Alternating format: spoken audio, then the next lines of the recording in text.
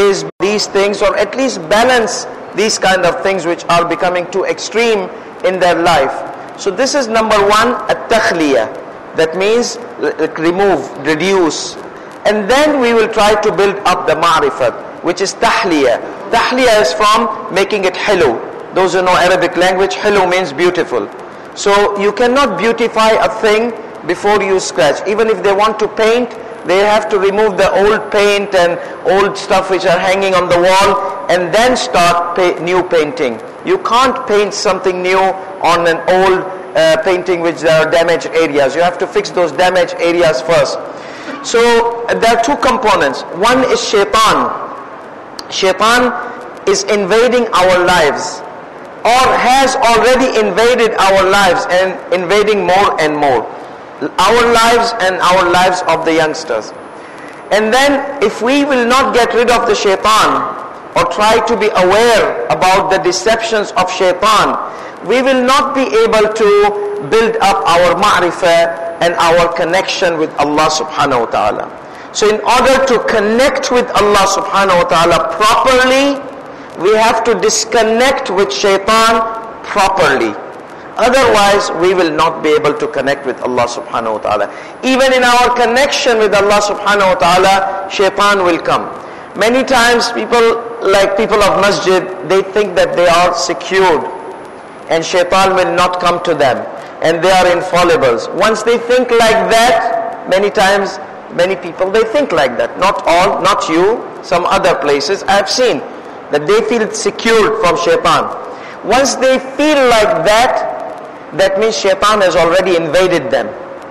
Once shaitan makes them feel that you are okay, you are secured, you are on the high level, you are the masjid men, you see, or masjid women, khalas, that means shaitan is in their life. So because he will not leave us, we have to try to get him out of our lives.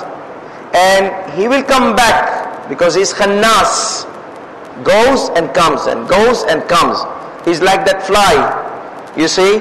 So we have to be ready for his coming and protect ourselves from his coming. Like when you get rid of a fly, or let's say, what do you can say, undra, mouse. So you got rid of the mouse. So will you keep your door open or you'll close it? You'll keep it open so that he comes back again. No, you will close your door. You don't want him to come back. This is shaitan. Once we get rid of him, we have not gotten rid of him at all. He may come back, and he will come back. He has promised this in the Quran, as I have mentioned a few nights before. So the thing is that we have to do takhliyah, clean, disconnect with shaitan, so our connection with Allah is proper. So what I'll try to do today, we're going to try to learn from the story of Adam alayhi salatu wasalam. Sometimes these people of masjid, they think that shaitan aparne aavse nahi. Look what happened to Adam alayhi salatu wasalam. Many times people, they present Adam alayhi salatu wasalam, na'udhu billah, as somebody does not understand. You see, like those Flintstones, like those cavemen who do not understand. But Adam alayhi salatu wasalam was arif. He had this ma'rifah. He challenged the angels. Now angels are known to have ma'rifah. Shaitan had this ma'rifat for some time. So Allah subhanahu wa ta'ala promoted shaitan, because shaitan is jinn. And jinns, they have the option like us. So they have the nafs. They do good deeds, they do bad deeds. So shaitan strived until he became better than the angels. So Allah subhanahu wa ta'ala gave him the title, or gave him the position of the Ta'us al-Malaika, the peacock of the angels, like the beauty of the angels, that he was more beautiful in his worship and connection with Allah. So he was a masjid guy as well. He became someone very close to Allah. And look what happened. Was there any shaitan to trick him? No. There was no shaitan to trick the shaitan or deceive. There was this nafs, ghurur. I am better than him. Brought him all the way down. He had this ma'rifat. If we have ma'rifat, our ma'rifat is challenged. It's not something fixed. It's not something stable. Our connection with Allah subhanahu wa ta'ala is tested. is challenged. So it does not stay forever. So let's see what happened. I'll use these ayat of the Quran. It's all from the indications of Quran. I'll not bring any hadith here. Maybe one hadith I'll bring. But this is the juice of the ayat of the Quran. When you read the story of Adam and Hawa and the creation of Adam alayhi salatu wasalam, remember my words and you will find this clarification to those ayat. So I'll just say the scenario because I have short time. The scenario is like that. Allah subhanahu wa ta'ala wants to create a representative, appoint a representative, his representative on the earth. That's a big position. That's very great status. Inni ja'ilun fil ardi khalifa. The angels, as I mentioned previously, that they said, Ya Allah, we have this tasbih, 24 घंटे हम लोग तस्बीह और तहलील करते हैं. We 24 hours we do tasbih. Like last night I mentioned the difference between tasbih and tahmeed. Just to remind those who might eaten biryani and might have forgotten it. Tahmeed means praising Allah subhanahu wa ta'ala with positive attributes. Tasbih, tanzih, refraining Allah from negative attributes. So if sifat thubutiyya, positive, we have to ascribe to Allah. Negative, we have to take it away. So Allah is all powerful, that is tahmeed. Allah is not weak or coward, that is tasbih.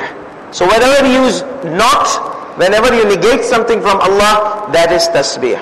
So Malaika says, we are doing tasbih and tahmeed. We are like, they are in the highest level of marifat. Okay? So why can't they be? They're questioning. And Allah allows to question intellectual question because they don't have nafs, but they have option. Many people, they have misconception that angels, they don't have option. That is wrong. According to the school of Ahlul Bayt alayhi salam, angels, they have option, but they don't have nafs. This distracting component, they don't have it. So they obviously, if we control our nafs, we will never ever commit sins. That's why we will become better than the angels. The problem is our nafs. So they don't have nafs, so they are on the higher ranks of the worshippers. Ya Allah, we don't create bloodshed, we don't create mischief on the earth. You're going to make Khalifa, someone who is doing all those things.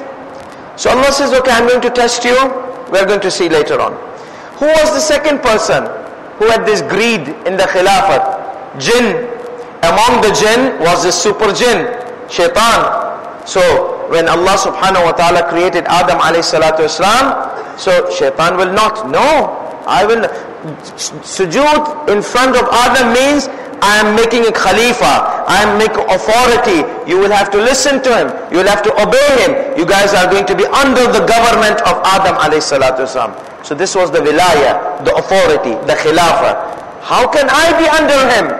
Me, the one who worshipped this many years, and I am now above the angel. Me going under him? No.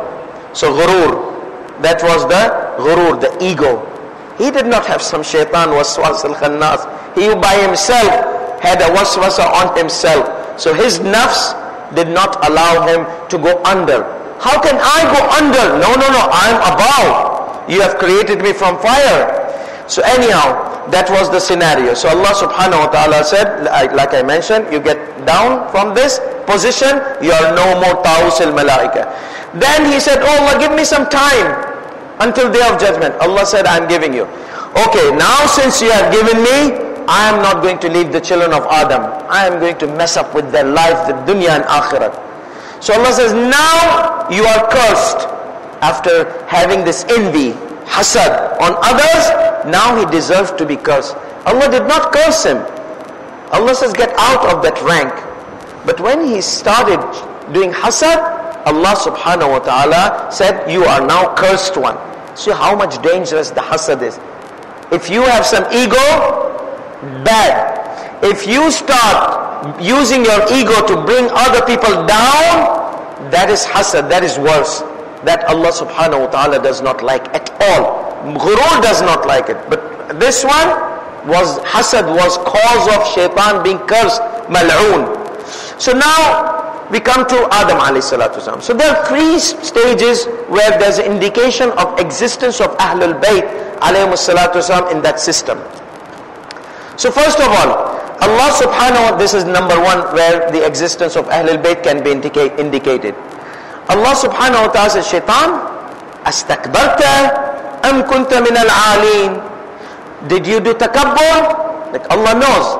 But Allah is trying to present that there are people, they were exempt from prostrating to Adam, in front of Adam. Why? Because their authority is above.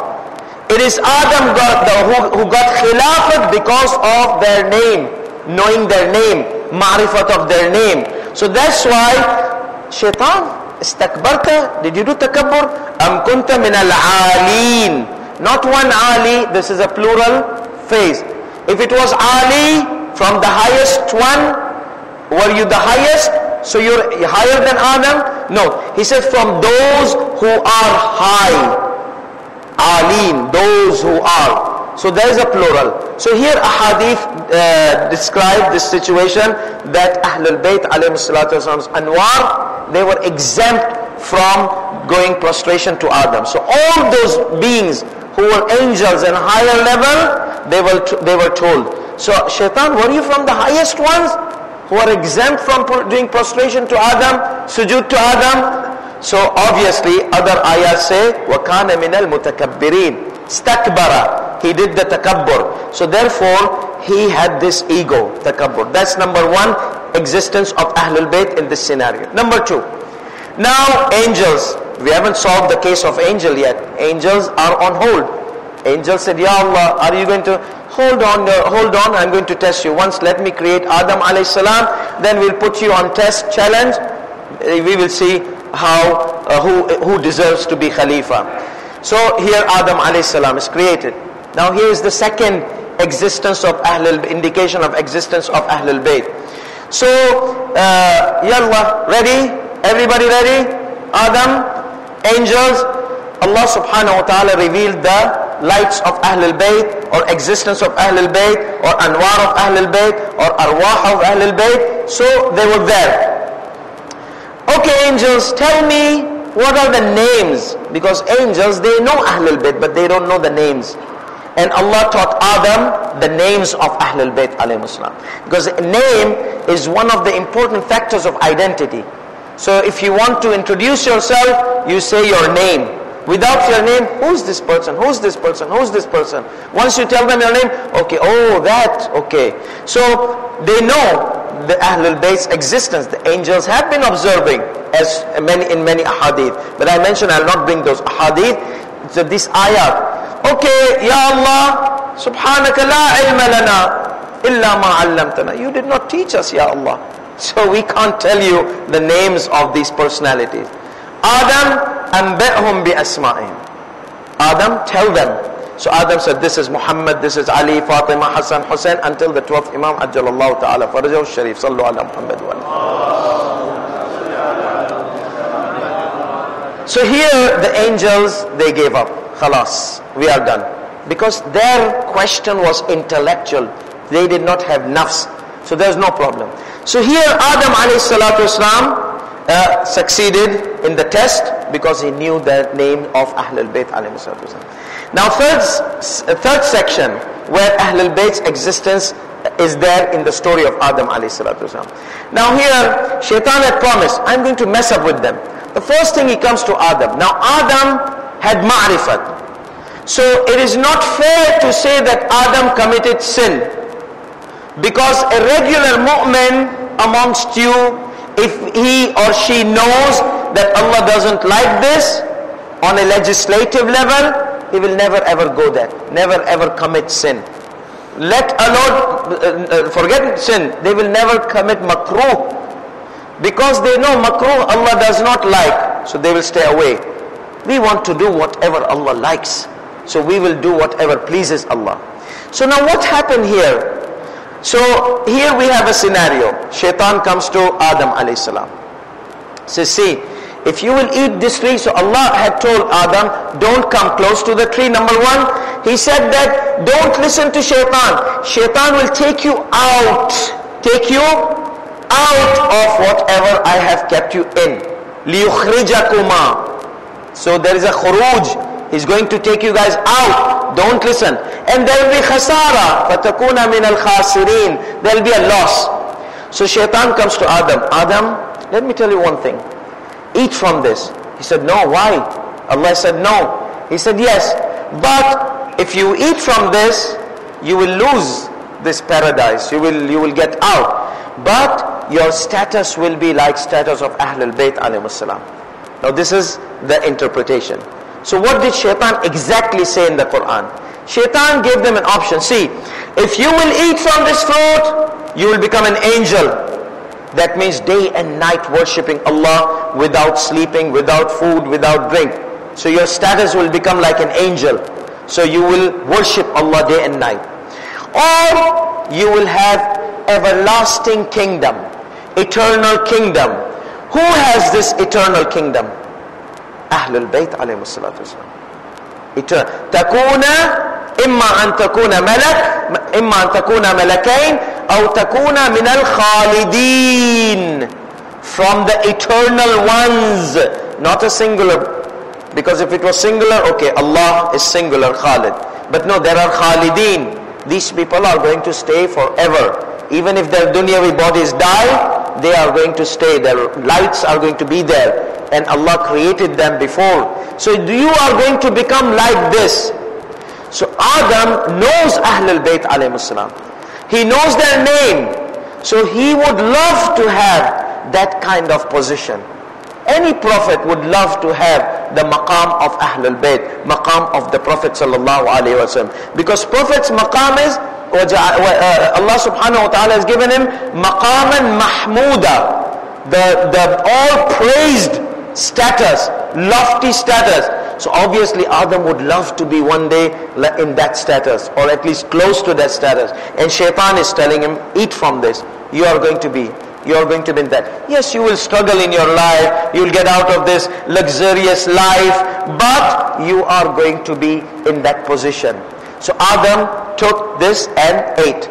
He found out that he was deceived.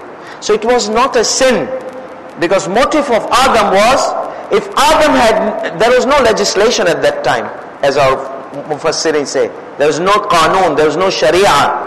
So Allah subhanahu, if Adam had known it is tashri', he would never ever do. If Adam would know that it is makruh, tashri', he would never do. But Adam had this knowledge, okay, so I'll be khasara, I'll be in loss, so I'll lose this luxurious life. He is going to take me out, so he's trying to take me out. So Adam was not fooled in this sense. No, Adam made a choice to eat this food, but what happened? The equation went wrong. So Sayyid al-Khoi, they asked him, how did Adam listen to shaitan? Because Sayyid al-Khoi said that shaitan swear, qasam, he made a qasam, wallah, my God, وَقَاسَمَهُمَا إِنِّي لَكُمَا مِنَ النَّاصِحِينَ. He made qasam, and you know qasam in the name of Allah. Maybe for regular people it's not a big deal, but for Amirul Mu'minin alayhi salam, for Ahlul Bayt, for Anbiya, it's too high, too heavy. So if somebody does qasam, and it was the first time Adam had heard a qasam in the name of Allah, so he took this and believed in shaitan. And what happened? Allah said, he will take you out. He was out. You will be losing, you will be in loss. So he lost all this Jannat. And then Allah subhanahu wa ta'ala also said that, and you are going to be from the Zalimeen. You are going to be unjust to yourself. I have given you this luxurious life. If you eat this, you will live life of trouble, hardship, difficulty. Then you will be unjust to yourself. So all these equations were understood by Adam in a way there was no sin at all. Because Adam a.s. had the ma'rifat. So now this is the conclusion I need to make here, that many times mu'mineen, they feel that no, we are in security, we are in the masjid, we are masjid people, we are that. But shaitan has his ways to come and deceive us. Okay, so we have to be careful. We have to be careful, and this isti'adha, a'udhu billahi minash shaitanir rajim, as I mentioned, we have to repeat we can never be negligent of the existence of shaitan. Shaitan comes to the outside of the masjid, inside of the masjid. And I had mentioned a story mentioned by Imam Sadiq alayhi salatu wasalam. Before a few years, and I'll just make it in a short in my 3 last minutes, that there were, and you all know, there was a guy, he was a worshipper, who was worshipping day and night. However, he would sleep, and then he would eat, he would fast and break fast. So shaitan called his team, who can deceive this person? This was a masjid guy, by the way. Who can deceive this person? One guy said, well, alcohol. No, it's not your type. By this, by gambling, by that. No. Look how I will deceive him. I will deceive him through the ibadat, through the worshipping. Remember Adam? You will become like Ahlul Bayt.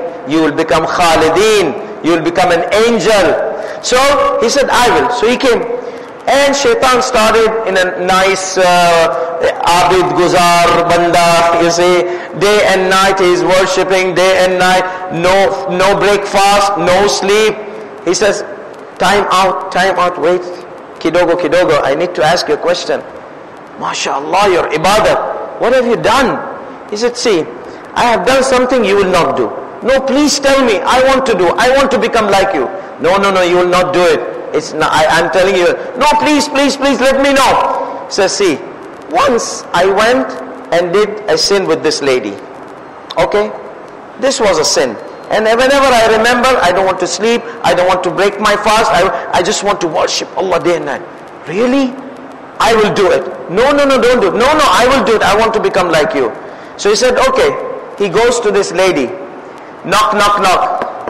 Who's there? This is me. Can we have this act? He says, you're weird. You're strange. My clients are not like this. Something is wrong with you. Come inside. Tell me your story. He tells her the story. She said, go back. If you find that person there, then he was a truthful person. Then come to me. But if you don't find him, he was shaitan trying to deceive you. All your ibadat, he wants to wash it away. Don't you ever do that. He goes back. Shaitan was not there. He said, oh my goodness, I was almost close to mess up with my all ibadat in my life.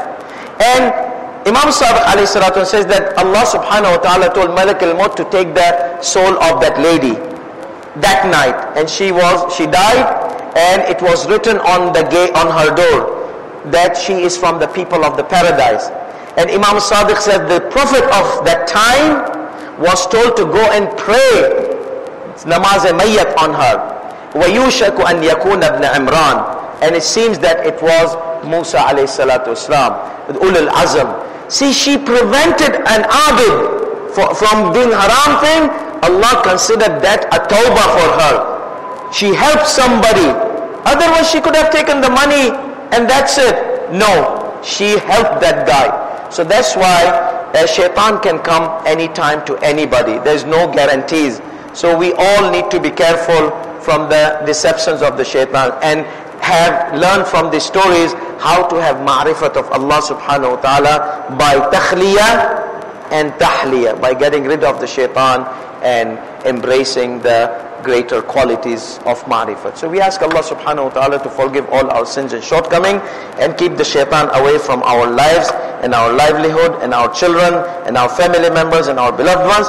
May Allah subhanahu wa ta'ala help all the orphans of our world, in the world, our beloved orphans. May Allah subhanahu wa ta'ala bless all our marhumin and make the appearance of our beloved Imam soon and keep us amongst his loyal and sincere supporters. Ameen Rabbil Alameen. Wa akhiru da'wan alhamdulillah Rabbil Alameen. Wa sallallahu ala Muhammadin wa alihi at-tahirin.